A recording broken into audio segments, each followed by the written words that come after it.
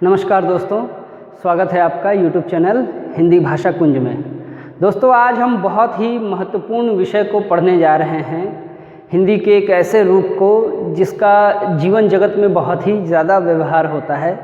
हम उसका प्रयोग हमारे डेली वर्क्स में करते हैं। इसके साथ साथ विशेष आवश्यकताओं और ज़रूरतों के आधार पर हम उसका प्रयोग करते हैं। जी हाँ, आज हम बात करने जा रहे हैं प्रयोजन मूलक हिंदी की। दोस्तों, प्रयोजन मूलक हिंदी सबसे पहले इस शब्द का अर्थ हम समझ लें तो ये प्रयोजन जो है, प्रयोजन का अर्थ होता है उद्देश्य। प्रयोजन अर्थात उद्देश्य, और मूलक यानी आधारित हुआ। तो प्रयोजन मूलक हिंदी का अर्थ क्या हुआ?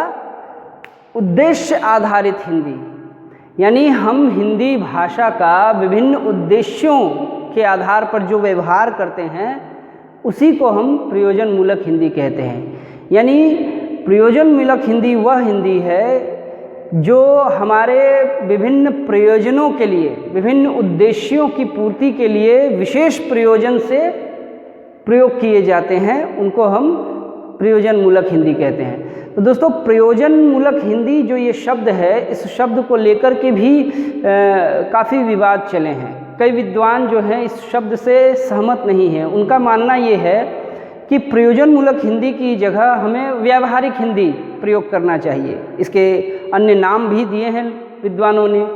कुछ लोगों ने व्यावहारिक हिंदी या कामकाजी हिंदी कहना इसको पसंद किया है, लेकिन इस पर भी हमें विचार कर लेना चाहिए कि कौन सा शब्द जो है वो ज़्यादा उचित ठहरता है। तो जिन्होंने प्रयोजन मूलक हिंदी के इतर, उससे अलग हटकर व्यावहारिक हिंदी की बात रखी है, व्यावहारिक हिंदी का पक्ष रखते हुए उन्होंने ये कहा है कि प्रयोजन मूलक हिंदी नाम से कुछ ऐसा लगता है जैसे इसका कुछ विपरीत होगा, जो निष्प्रयोजन मूलक होगा, जिसमें प्रयोजन नहीं होता है। तो इस तरह का आरोप लगाते हुए उन्होंने प्रयोजन मूलक हिंदी के स्थान पर व्यावहारिक हिंदी का प्रयोग करने की सलाह दी है, इस शब्द का या कामकाजी हिंदी का। लेकिन कई विद्वान जो हैं वो प्रयोजन मूलक हिंदी इस शब्द के पक्ष में हैं, जैसे डॉक्टर नगेंद्र वगैरह हो गए। तो उन्होंने कहा है कि प्रयोजन मूलक हिंदी जो शब्द है, ये शब्द बिल्कुल सटीक है, सार्थक है, सारगर्भित है और संदर्भों से परिपूर्ण है। क्योंकि जब व्यवहारिक हिंदी की बात हम करते हैं तो व्यवहारिक हिंदी में वह हिंदी हो गई जो व्यवहार मूलक हो, यानी जिसमें व्याकरण वगैरह का जो है उतना ध्यान नहीं रखा जाए, वो जो व्यवहार के आधार पर हो, नॉर्मल जो है व्यवहार में जिस तरह से काम में लाई जाती है, सामान्य व्यवहार में बस उतने से चल जाएगा। तो ये भ्रम की स्थिति उत्पन्न होने की संभावना रहती है व्यवहारिक हिंदी शब्द में। इसलिए प्रयोजन मूलक हिंदी ये शब्द जो है बिल्कुल ठीक है, उचित है, इसके पक्ष में उन्होंने तर्क दिया है। तो प्रयोजन मूलक हिंदी जो है वो व्यावहारिक हिंदी से बहुत हद तक जो है उन्नत है और ज़्यादा उससे हमें अर्थ मिलते हैं, क्योंकि प्रयोजन मूलक हिंदी में व्याकरणिक रूप भी, भाषा का जो व्याकरणिक रूप है उसमें उसका भी समावेश हो जाता है इस शब्द में। इसलिए प्रयोजन मूलक हिंदी ये शब्द जो है ये ज़्यादा उपयुक्त है और आज इसी शब्द को मानते हैं विद्वान, और इसी शब्द का ही जो है प्रयोग मुख्यतः होता रहता है। तो ये उसके शब्द को लेकर के विवाद हुआ। तो हमने देखा कि प्रयोजन मूलक हिंदी जो शब्द है, इसके स्थान पर व्यवहारिक हिंदी या कामकाजी हिंदी शब्दों का भी प्रचलन है। अब एक बहुत महत्वपूर्ण कोटेशन है, मोटूरी सत्यनारायण जी कहते हैं प्रयोजन मूलक हिंदी को लेकर के कि ये है क्या? तो जीवन की आवश्यकताओं की पूर्ति के लिए उपयोग में लाई जाने वाली हिंदी ही प्रयोजन मूलक हिंदी है। यानी जीवन की जो हमारी आवश्यकताएं हैं, तरह तरह की आवश्यकताएं पड़ती है, तो उसके लिए प्रयोग में लाई जाने वाली हिंदी ही प्रयोजन मूलक हिंदी है। तो दोस्तों, प्रयोजन मूलक हिंदी और दूसरी हिंदी में क्या अंतर है, इसे समझना ज़रूरी है। हिंदी जो है एक भाषा है। भाषा क्या है? मन के भाव, विचार, अपनी बातों को रखने का, दूसरों तक पहुंचाने का माध्यम है। वो एक माध्यम है। तो भाषा जो सामान्य भाषा है, आम बोलचाल की भाषा जिसका हम प्रयोग करते हैं समाज में, अपने घर परिवार में करते हैं, परिवार के लोगों से करते हैं, आस पड़ोस के लोगों से करते हैं, किसी दुकानदार के पास जाते हैं सौदा लेने तो उसके साथ प्रयोग करते हैं, विद्यालय में जाते हैं तो मित्रों के साथ बात करते हैं, प्रधानाचार्य हो गए, शिक्षक हो गए, इन सबसे बातचीत करते हैं। तो आम तौर पर जो हम लोग बोलते हैं आसपास के लोगों से, वो सामान्य हिंदी है, वो सामान्य हिंदी है। और जो प्रयोजन मूलक हिंदी है वो सामान्य हिंदी से थोड़ी सी भिन्न है। तो सबसे पहले हम इस बात को जान लें कि प्रयोजन मूलक हिंदी की विशेषता क्या है। प्रयोजन मूलक हिंदी में कौन कौन से गुण पाए जाते हैं? तो पहली जो विशेषता यही है कि सामाजिक आवश्यकताओं से जुड़ी हुई है। प्रयोजन मूलक हिंदी जो है समाज की जो ज़रूरतें हैं, तरह तरह की ज़रूरतें हमें पड़ती रहती हैं और उन ज़रूरतों को पूरा करने का जो बहुत महत्वपूर्ण ज़रिया है वो है भाषा। तो चूँकि हिंदी भाषा हम पढ़ रहे हैं और हिंदी जो है भारत की सबसे ज़्यादा बोली जाने वाली भाषा है, सबसे ज़्यादा काम इसी में होता है, तो उसके विभिन्न प्रयोजन हैं। हिंदी भाषी लोग जो हैं, हिंदी भाषी प्रदेश हुआ, क्षेत्र हुआ, तो तरह तरह के प्रयोगों के आधार पर, उनकी आवश्यकताओं के आधार पर जो है उसका प्रयोग किया जाता है। ये उनकी आवश्यकता से जुड़ी हुई है हिंदी। दूसरी विशेषता ये है कि ये जीविका से भी जुड़ी हुई है। बहुत सारे लोग हैं जो हिंदी की रोटी खाते हैं, हिंदी जो है उनकी रोज़ी रोटी का माध्यम है। मैं भी एक हूँ उसमें। स्कूल शिक्षक हो गए, प्रोफेसर्स हो गए, या फिर और जो हिंदी के क्षेत्र में काम कर रहे हैं, तो उनकी जीविका से जुड़ी हुई है। तीसरी विशेषता हो गई कि ये सेवा माध्यम के रूप में व्यवहृत है, यानी व्यवहार किया जाता है, सेवा, सर्विसेज। तो तरह तरह के सर्विसेज हैं, तरह तरह के सर्विसेज में भी इसका प्रयोग होता है। ये इसकी एक विशेषता है, जो सर्विसेज प्रोवाइडेड हैं वो वहाँ भी हिंदी प्रयुक्त होती है। चौथी विशेषता ये है कि ये परिणाम उन्मुखी है, यानी जो प्रयोजन मूलक हिंदी है वो परिणाम उन्मुखी होती है। इसका अर्थ यही होता है कि ये रिजल्ट आधारित होती है, यानी इस हिंदी का प्रयोग एकदम बिल्कुल सीधा होता है। इसमें द्विअर्थी चीज़ें नहीं होती हैं, डबल मीनिंग वाली बात नहीं होती है, या कुछ जो है अन्यार्थ, संकेतार्थ वगैरह नहीं होते हैं। जो बात कहनी होती है वो सीधी सरल रूप में कही जाती है प्रयोजन मूलक हिंदी। साहित्यिक हिंदी से ये भिन्न है। साहित्य में क्या होता है, भाषा में हम अलंकारों का प्रयोग करते हैं। कई बार जो है कोई शब्द जो है 2 अर्थ देता है, 3 अर्थ देता है, तो उससे क्या होता है, अलग अलग लोग अलग अलग अर्थ निकाल लेते हैं। किंतु प्रयोजन मूलक हिंदी क्या है, वो एक निश्चित अर्थ देती है। अगली जो 5वीं विशेषता है प्रयोजन मूलक हिंदी की, वह है तथ्य और सिद्धांत आधारित।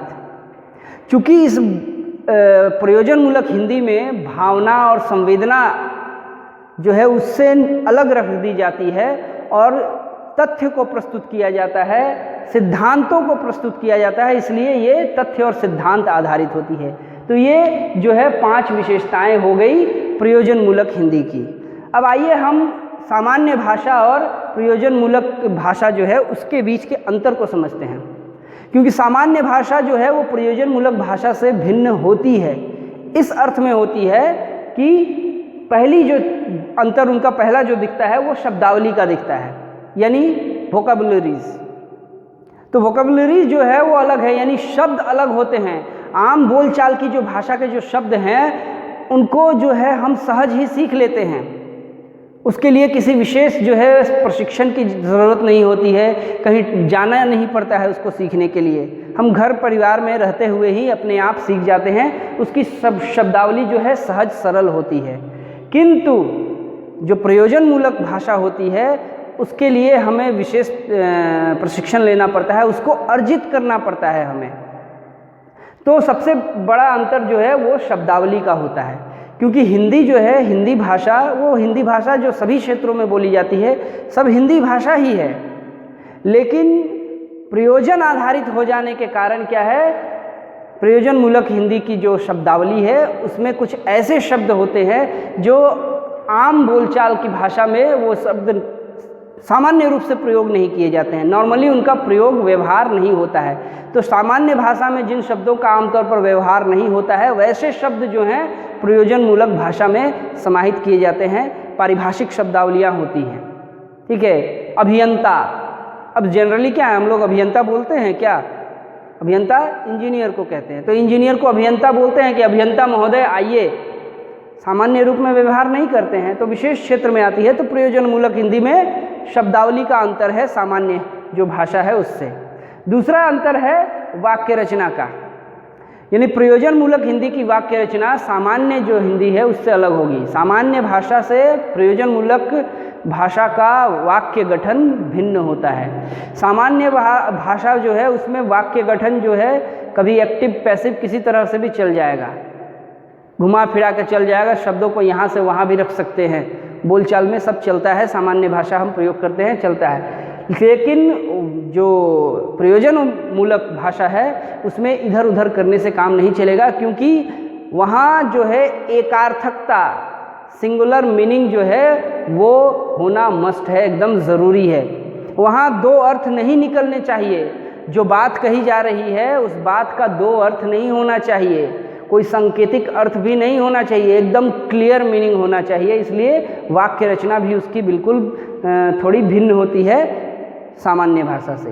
तो दूसरा जो अंतर है सामान्य भाषा और प्रयोजन मूलक भाषा में कि सामान्य भाषा क्या है, लाक्षणिक होती है, यानी जैसा कि अभी थोड़ी देर पहले हमने चर्चा की, तो उसमें जो है जैसे हम सामान्य भाषा में कह देते हैं ना कि अरे तुमको समझ में नहीं आता, गधा है क्या, तो गधा कह देते हैं। तो हम प्रयोजन मूलक भाषा में गधा नहीं लिख सकते हैं कि श्रीमान झामलाल महोदय गधा हैं, ऐसा नहीं लिख सकते। बोलेगा गधा है मतलब ही इज एन डोंकी, ऐसा तो नहीं। तो वहाँ इस तरह का प्रयोग नहीं चलता है, वहाँ स्पष्ट सीधी भाषा का प्रयोग होता है जिसके दो अर्थ नहीं हो।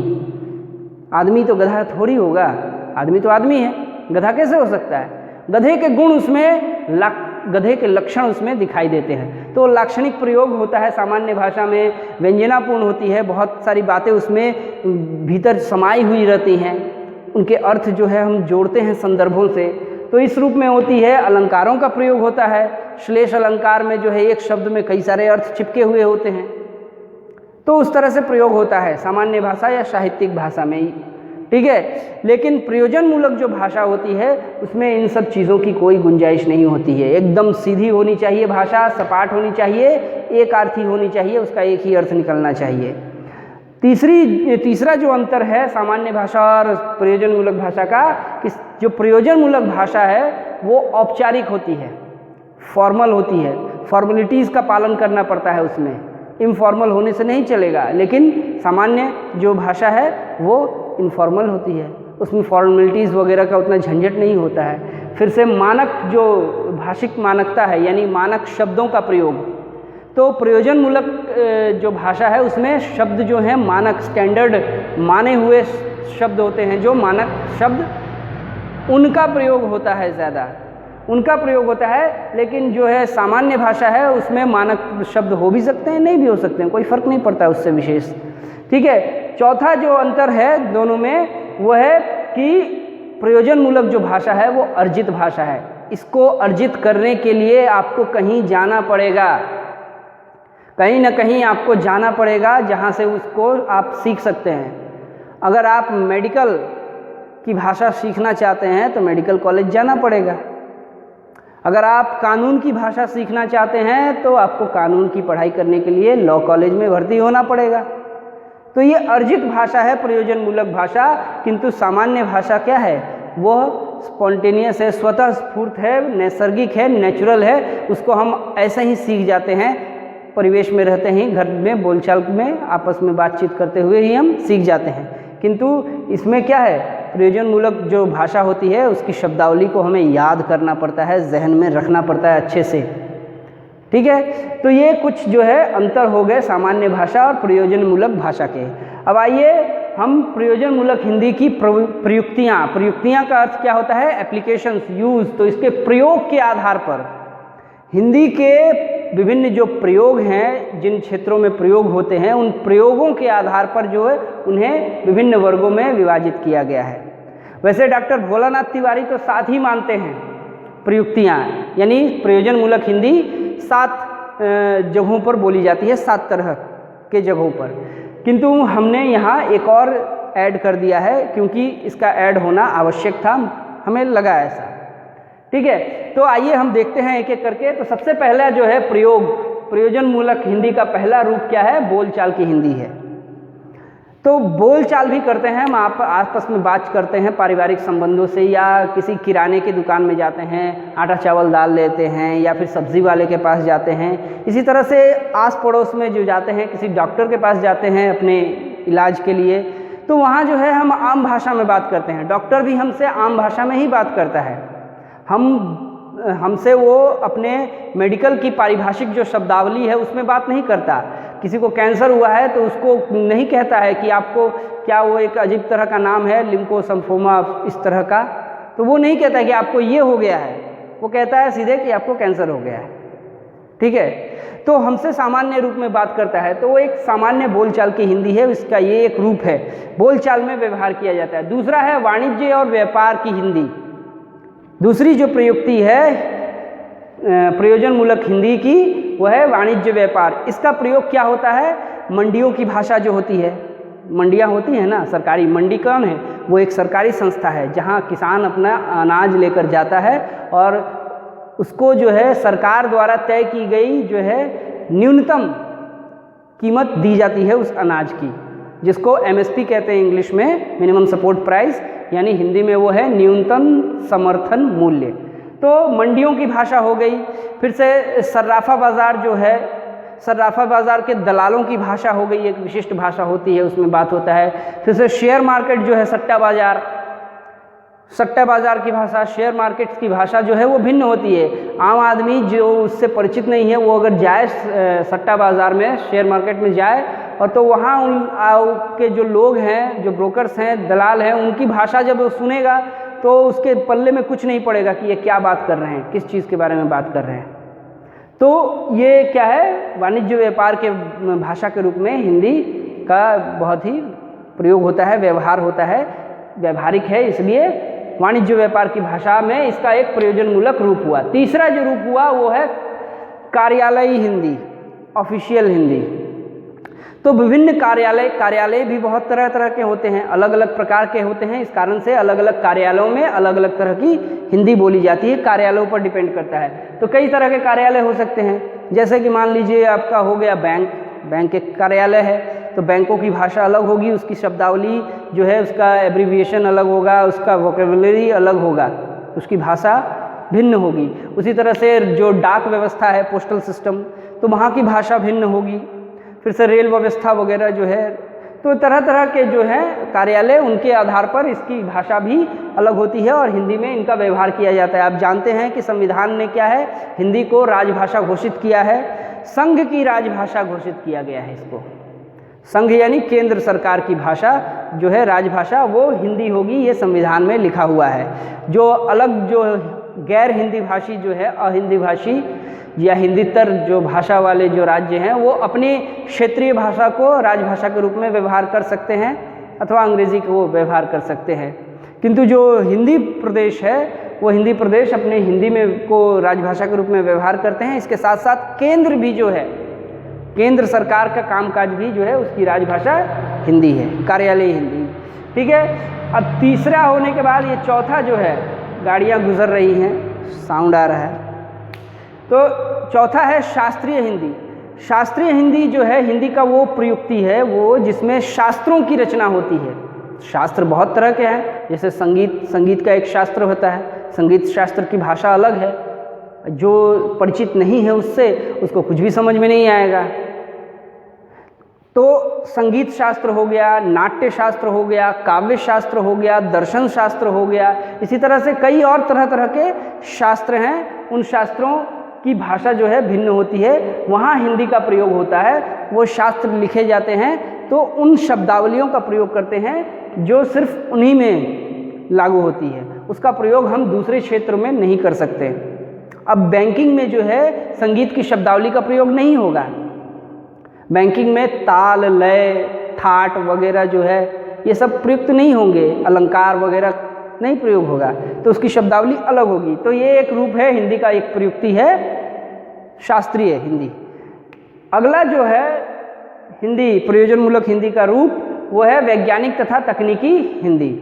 तो वैज्ञानिक और तकनीकी हिंदी में जो आता है मेडिकल आ सकता है, इंजीनियरिंग आ गया वैज्ञानिक में, टेक्नोलॉजिकली जो है कंप्यूटर सॉफ्टवेयर से रिलेटेड चीज़ें होती हैं, कंप्यूटर की भाषा होती है, कंप्यूटर के क्षेत्र में बहुत सारे ऐसे शब्द हैं, उन शब्दों का प्रयोग उसमें होता है, वहाँ भी हिंदी का व्यवहार होता है। तो वैज्ञानिक चीज़ों में इंजीनियरिंग हो, डॉक्टरी हो गई, या फिर जो है विज्ञान की और जो दूसरी शाखाएं हैं उसको लेकर के, और तकनीकी जो टेक्नोलॉजी से रिलेटेड है, मशीनों से रिलेटेड हैं तरह तरह के, या कंप्यूटर्स वगैरह, इन सब से, तो इन सब की भाषा, इन सब जगहों पर हिंदी का प्रयोग होता है। आपने देखा होगा, आप कंप्यूटर आपके मोबाइल पर भी हिंदी में कीबोर्ड आता है, हिंदी में टाइपिंग वगैरह होती है, हिंदी में जो है शब्द होते हैं, शब्दावलियाँ होती हैं, ठीक है। तो अगली जो प्रयुक्ति है प्रयोजनमूलक हिंदी का व्यवहार, वो क्षेत्र है साहित्यिक हिंदी। साहित्य की अपनी एक अलग जो है हिंदी होती है। साहित्यिक हिंदी अन्य सभी हिंदी के जो प्रयुक्तियाँ हैं उन सबसे बिल्कुल भिन्न है, इस अर्थ में कि इस हिंदी में जो है भाषा की एकार्थकता जो है वो दुर्बल मानी जाती है।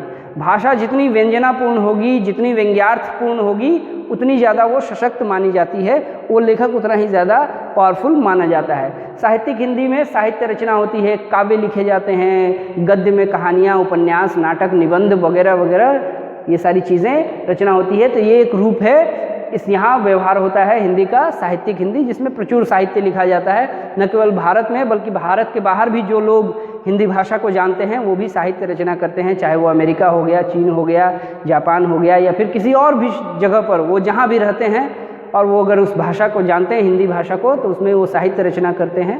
उनकी रचनाएँ प्रकाशित भी होती हैं, पत्रिकाओं में उनकी पुस्तकें भी आती हैं, पुरस्कृत भी किया जाता है, ठीक है।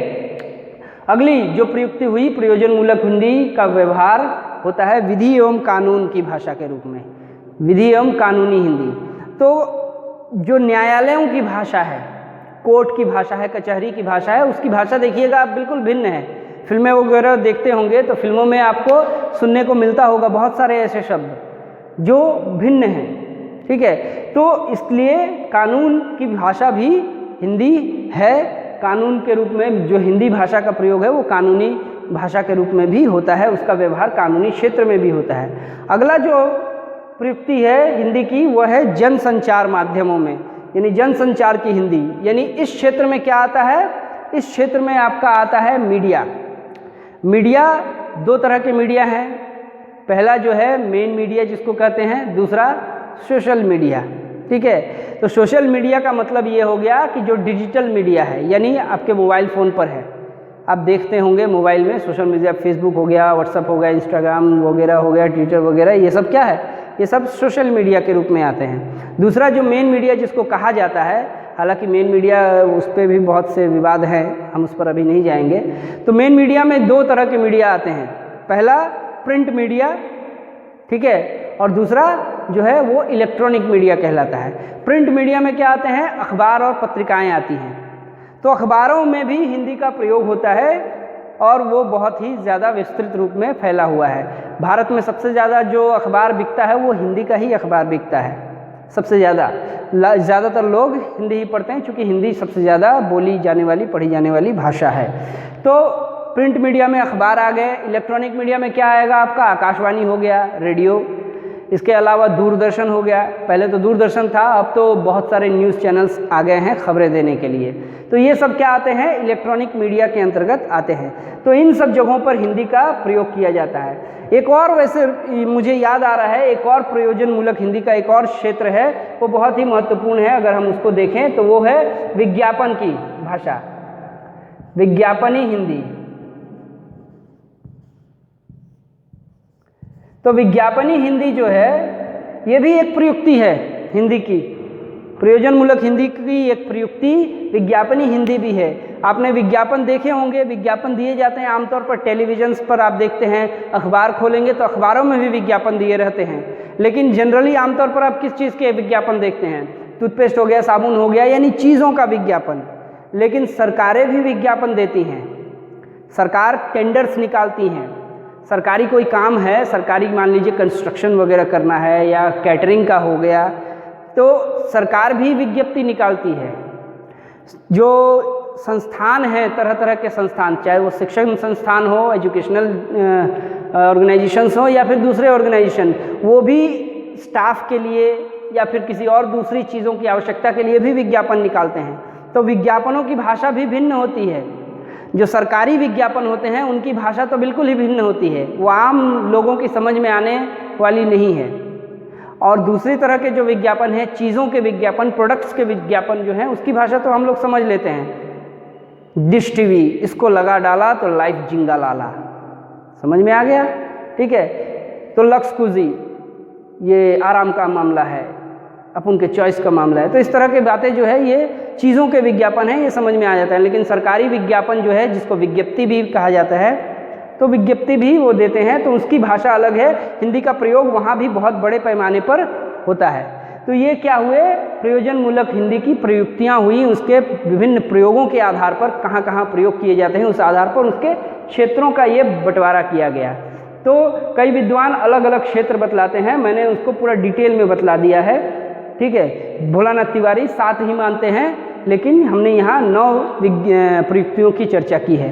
और आशा करता हूँ कि आपको प्रयोजनमूलक हिंदी समझ में आ गया होगा। आमतौर पर सुनते हैं इस शब्द को प्रयोजनमूलक हिंदी, तो लगता है काफ़ी कठिन है, जटिल है, लेकिन जटिलता जैसी कोई बात नहीं है, एकदम सिंपल है। प्रयोजनमूलक हिंदी जो है हमारे प्रयोग पर आधारित है, यूज़फुलनेस पर आधारित है।